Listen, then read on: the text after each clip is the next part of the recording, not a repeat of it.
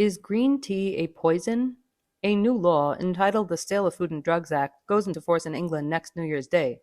The Commissioners of Customs are given certain extraordinary powers by it in regard to the stoppage of imports of adulterated edible goods. A remarkable correspondence between the Commissioners and a firm of London tea merchants has recently been published, much to the horror of devotees of the cup that cheers. The firm inquired whether the Commissioners meant to confiscate all adulterated tea after January 1st and explained that such a course would put a summary stop to the supply of green tea, inasmuch as every particle of that tea is faced. Faced is a pleasing paraphrase for adulterated. Since this rather startling disclosure, the London Times has published a number of letters pro and con. The upshot of the discussion has been to re-establish a fact which the Tribune laid before the public some years ago, when was exposed the poisonous humbug sold and drank as green tea. Black tea is the leaf in its natural state. Most of the varieties are, however, too mild to satisfy a palate used to pickles and mustard and pepper sauces and light condiments. The dealers, therefore, kindly poison the leaf and produce what they are pleased to advertise as a superior quality of green tea. At one time, 10 pounds of green tea were sold in the American market for every pound imported. The process of adulteration was performed at the seaboard. A long cylinder, turning slowly over a fire, was half filled with black tea.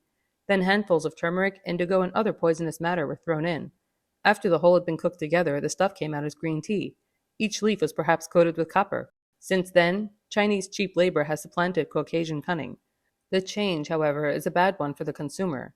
A member of a Manchester tea firm writes to the London Times that the coloring matter used is a filthy compound of silicate of magnesium, Prussian blue, and other dirt, and that the leaves colored are faded and old and mixed with leaves of a plant bearing the suggestive name of lye tea.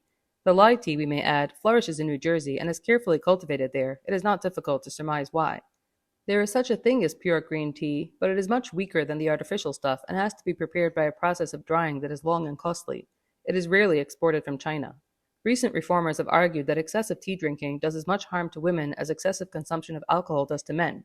The comparison of the two may be an exaggeration, but it is not to be denied that tea has many victims, and that they one and all prefer it in its poisoned state. Their tastes crave the acid twang of copper and other poisons. There are many women who constantly do what Thackeray makes one of his snobs do, commit dangerous excesses on green tea.